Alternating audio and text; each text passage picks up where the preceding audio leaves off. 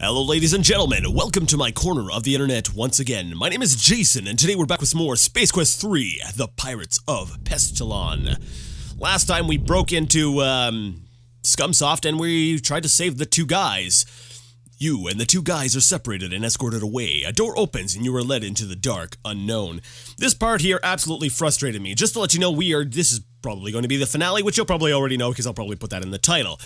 Anyways, this part absolutely frustrated me when I first played it, just because of how annoying it was. Basically, our objective is to climb into this giant robot, which I don't know why Scumsoft. They're like, rather than just go ahead and execute you, or put you in some sort of disadvantageous position, we're gonna put you into a large coliseum with a giant robot. Okay, Wilco, the name of the game is Nukem Dukem Robots. The only rule is that there are no rules.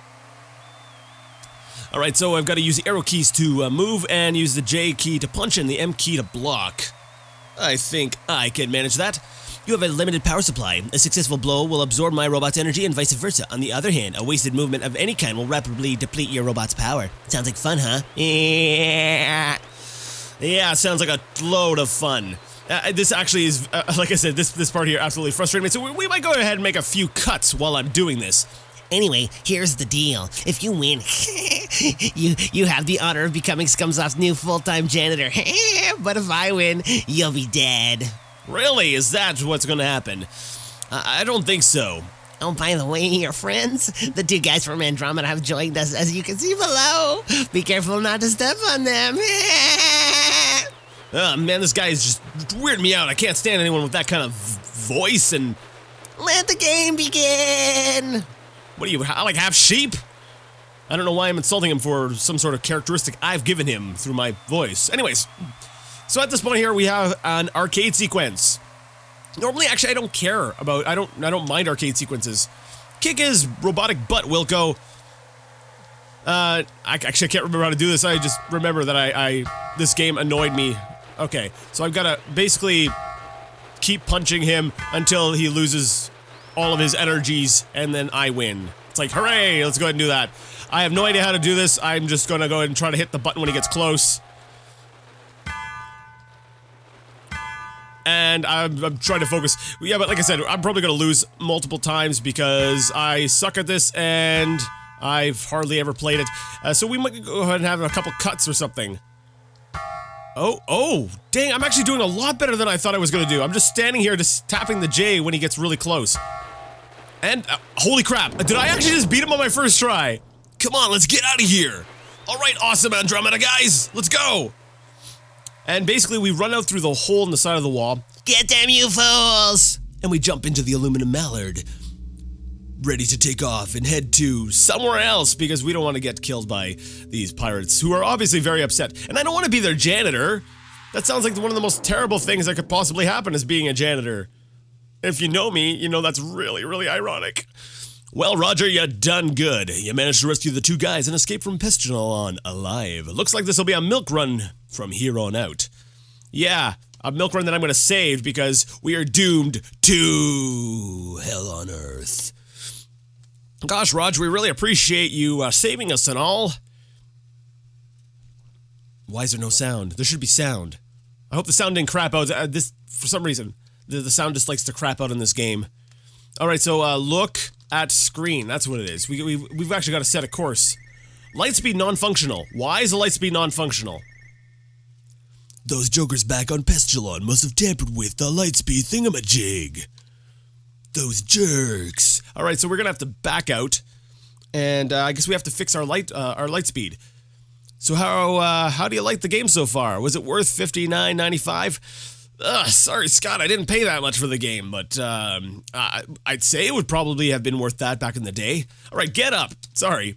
Basically, hey, we're hungry. We haven't eaten anything but Jello for the last few weeks. Warning, short-range fighters approaching from rear. Weapons lock-on detected. We need to fix the light drive, the light speed. So, how are we going to do that? I can't actually remember how to do that. I think we have to open panel? The tile is doing a nice job of covering the hole. Just leave it alone. Okay, maybe get in seat. I can't remember what I'm supposed to do here. I know that we have to fix the light drive, the light speed drive, but at the same time we have to fight off the fighters. I can't remember. And apparently I died. Having the correct shield up could have prevented this. The final shot shreds the side of your ship. In the sudden vacuum, your body fluids expand beyond the capacity of your tissues. Your desecrated body will drift forever, a grim testament to your blundering stupidity. Hey, I was trying to fix the light drive, but I guess, you know, being a janitor, that probably wasn't my job. Alright, so let's look at screen. Alright, lightspeed non-functional. So let's just, I don't know what we do at this point. I know we turn on weapons systems, I believe. Or attack speed? 6. And then we turn on weapon systems. Maybe? I don't remember. Okay, so we have front, and we've got back. Front, back. So you could shift the shields back and forth. I'm sorry that I'm basically relearning this, because, like I said, it's been a while since I've actually played this. But basically, you can shift your shields to the front or the back, depending on where the enemy is. So, oh, there we go. Warning, short-range fighters approaching from rear. Weapons lock on detected. So at this point here, because they're coming up from the rear, we want to put our shields on the back. So we're going to go ahead and put them on the back, and we're going to wait. I think, because they're going to come at us, and we need to sort of fend them off. Spacebar fires our guns, because this ship does have guns on it. Okay, now I think I've got to wait for him to get, like, right in the middle. I can't remember how this goes. Oh, there we go. Hey! Not bad, me! Target in front.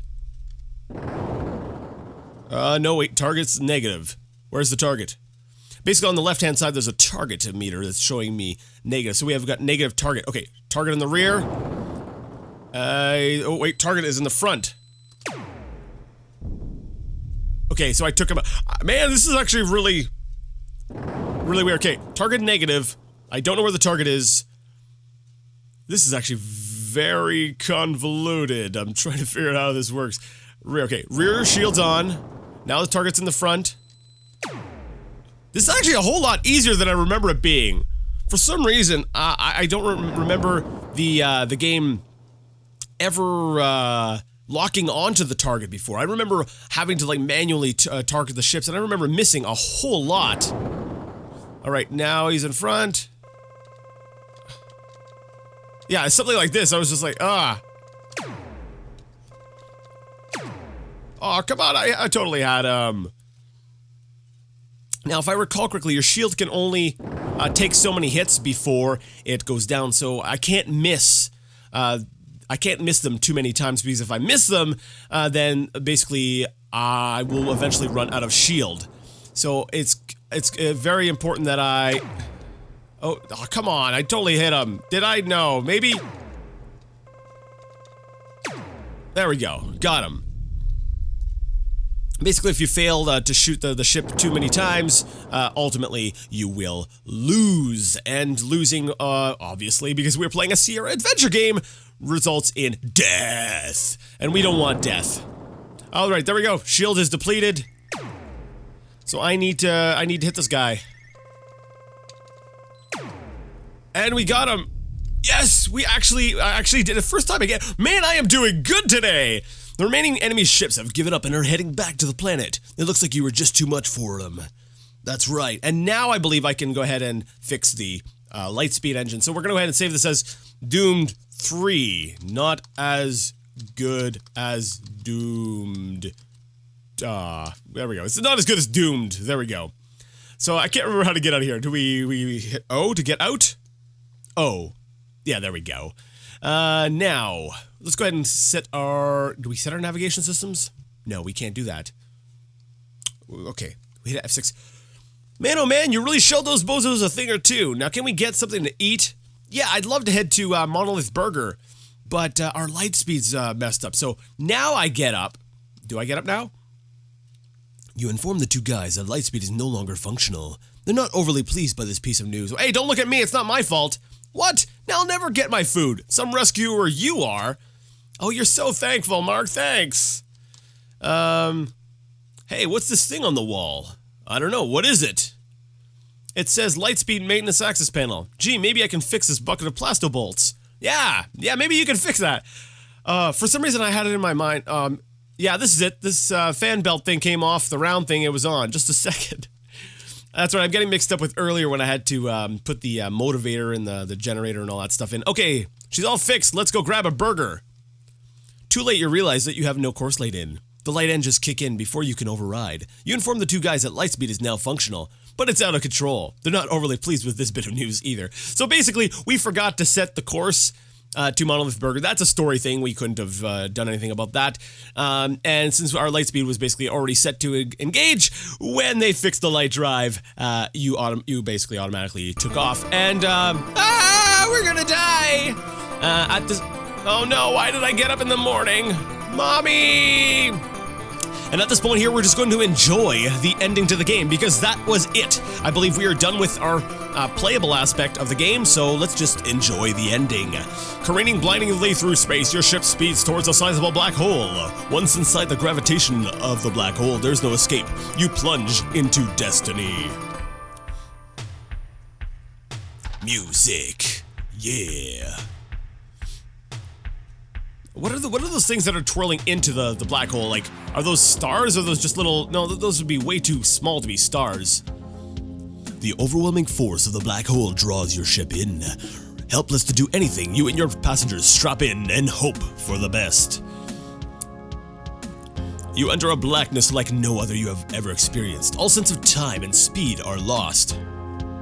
I actually really like this soundtrack. This particular track is really cool. Suddenly, a bright light becomes visible in the distance. It grows larger as your ship races toward it. Finally, you are hurled out of the blackness into a parallel universe.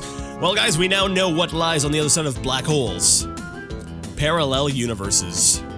You cut the engines to sublight speed as you near a seemingly habitable planet. That looks like a pretty familiar. That looks like a familiar planet. The geography on it looks, looks pretty familiar. I know that planet from somewhere. Joking aside, we all know what it is. And Roger lands because he just decides, hey, this looks like a good place to land. He lands at Sierra headquarters, circa 1990 something. I can't remember the year. And so you guys stop off there and you're like, hey, what's this place? And so the two guys get out. And they're greeted by, I believe it's Mr. Ken Williams, who was the head honcho at Sierra at the time. Greetings, Earthling. We are the two guys from Andromeda, universally famous software authors. And I am Roger Wilco, space-age swashbuckler and all-around nice guy. You're a janitor, buddy. Don't try to spruce up your resume. Hello, I'm Ken Williams, president and founder of Sierra Online. So, you two guys are software authors, huh? What are your credits? Ever heard of Astro Chicken? No? Good. How about you two guys coming to work for me? Sounds great. How many Buckazoids does it pay? Buckazoids? Say, Mr. Williams, do you need a janitor? No. And, okay, as our space saga comes to a close, Roger, feeling a little left out, struts off to his ship with the satisfaction of knowing his mission has been accomplished. In a bit of a, we'll say a fourth wall breaking, basically you save the two guys from Andromeda and then deliver them to Sierra where they would ultimately make these, as it says right here, the two guys from Andromeda go on to create the Space Quest series of adventure games. Reaping fame and fortune, they grow fat on their success and soon become burnt out and, oh no, I missed it. Begin a downward tailspin into oblivion or obscurity, something like that. And so we bid our hero a fond farewell as the ship once again bursts into lightspeed. Course unknown. I'm sorry guys, the text was going and I'm not controlling it at all, so it was just going as fast as it wanted to. And that is basically how Space Quest 3 ends. I love that. And then basically we've got the credits. So basically, the game totally just decides to go ahead and break the fourth wall and kind of do some weird sort of paradox thing where the two guys from Andromeda are, well, I guess maybe it's not that paradoxical, but anyways, they leave their world to create these games in another world, but once they've left this world, their own world, they end up creating games about stories that take place after they left that world, with, Space Quest, 4. And I guess you could argue technically 5 and 6, but 5 and 6 were not made by the two guys from Andromeda. They weren't made from both of the two guys from Andromeda. So, but out of we'll say the core games that were made by the two guys, you know, they still made number 4, which they can't have said it was say historical, because they would have left by Space Quest 3. Anyways, I thought it was very funny the way they did that. I love how they weren't afraid to go ahead and you know, just make things really, really goofy and sort of we'll say break those barriers. But anyways, that is Space Quest 3, and I don't know how Roger ends up back in his own world in the next game, but he does. Spoiler alert, sorry. And I'm not sure exactly when I'm going to be going ahead and starting up Space Quest 4, but that does conclude Space Quest 3. Space Quest 4, I'm actually not sure how much I really want to hurry up and do that one, because that one has voice acting, right? And that means a lot less for me to say, which means I'm going to be doing a lot more of just sort of shut up and letting the amazing voice cast of that game take the lead. So either way, I'm glad I finished Space Quest 3. I will be getting to Space Quest 4 eventually. I might go ahead and make it sort of a side series. We'll say maybe some shorter episodes here and there that will go alongside my my other content. But anyways, that will not matter in the future when those episodes are up, so I'm gonna, avoid any more of those comments. Let's say my final thoughts on Space Quest 3. I like it. It's a Space Quest game. I love the Space Quest series in general. When I'm hard on it, it doesn't mean that I don't like the game. It just means that of the Space Quest games, it's one of my lesser favorites. But ultimately, it's a decent game. It's fun. It's good. It's a representation of a lot of my childhood. But anyways, we're done. I'm gonna go ahead and let the credits roll to the end. If there is an end, I can't remember. And we're gonna go. I'm just gonna leave it at that. So yeah, if you like the content and would like to see more, I realize there wasn't really a whole lot of meat to this episode here. We basically just finished things off. But you know, if you like the content, go ahead and give it a thumbs up. If you didn't like it, leave it a thumbs down. Either way, let me know what you thought in the comment section. Have you played the Space Quest series? Which one is your favorite? I'm curious to know which Space Quest games tends to be the favorite. A lot of people I've heard tend to say 3 is their favorite, but I'm still curious. You know, maybe list not just what game is your favorite, but why. I think that'd be good. Anyways, thank you so much for watching, and I'll see you guys next time. And until next time, game on.